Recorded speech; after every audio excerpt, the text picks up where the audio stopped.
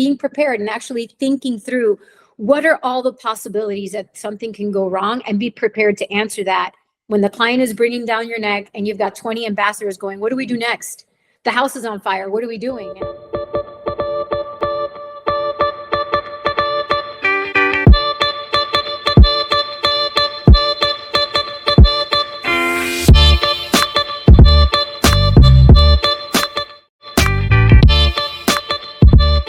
I'll sit with a client and we will kind of brainstorm, if you will. What is the expectation for an event? Obviously, budget is incredibly important conversation because that depends on what we can actually produce and have on site.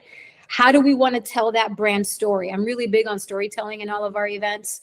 And we build out a consumer journey. What does it look and feel like from the minute they get a save the date and or an invitation, as they come in through the front door, or whatever that is, right? Whatever that experience is, even from parking. I like to affect how they experience even parking in there, right? And all of the touch or tactile experiences that they have along the way, all the way to when they leave. And what is that post-event, kind of, what does that feel like? What do we want to have them walk away with? So all of those things, right? We start with a really strong brief. One of the things that we do, we don't necessarily it just happens to be the nature of our clients. We don't necessarily promote the event, right? So I have clients that have come in and say, I want a small corporate dinner for, 10 of our VPs from all over the world, right? And so I've gone to Soho House in Miami and done the penthouse there. And we've done an elaborate event, but it's a small private event, right? So I'm not really dealing with helping to promote the attendees. We've gone as far as going into Fox networks and producing festivals that have like acres of footprint and production. So in that case, yeah, absolutely. We affect the way that we promote the event and the amount of people that come to that event. So I'm telling you, I've produced everything from, like I said, a small intimate dinner for VPs and presidents and global CEOs, all the way to full-scale concerts with 10,000 people in them.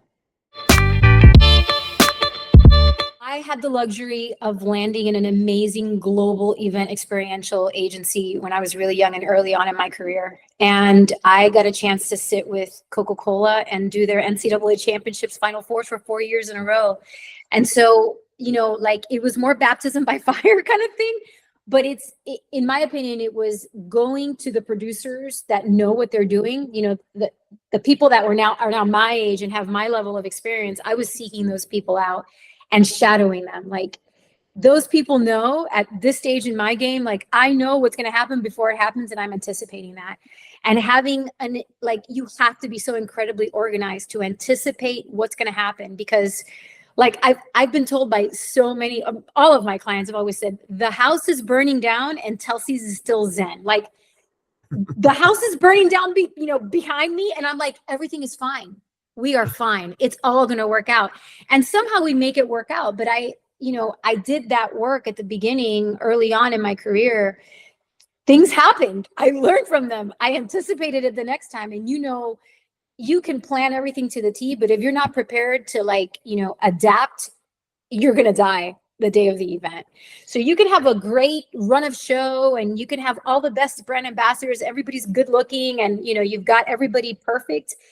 And then something unimaginable happens and you got to roll with it. So adaptability, being able to go with the flow, being incredibly organized and being prepared and actually thinking through what are all the possibilities that something can go wrong, and be prepared to answer that when the client is breathing down your neck and you've got 20 ambassadors going, what do we do next? The house is on fire. What are we doing? And I'm like, well, we're going to call a fire rescue and we're going to figure this out. So yeah, a lot of people have said, oh, events is kind of easy, right? You're just party planning. Yeah, not really. Not really. There's a lot of moving parts, and you have to have faith, and you have to have a strong network of people that are, you can't be all things that day, right? I can't be in 20 places at once, but I've got to build my team strong enough to know that they're going to react the way that I would if they can't find me that day.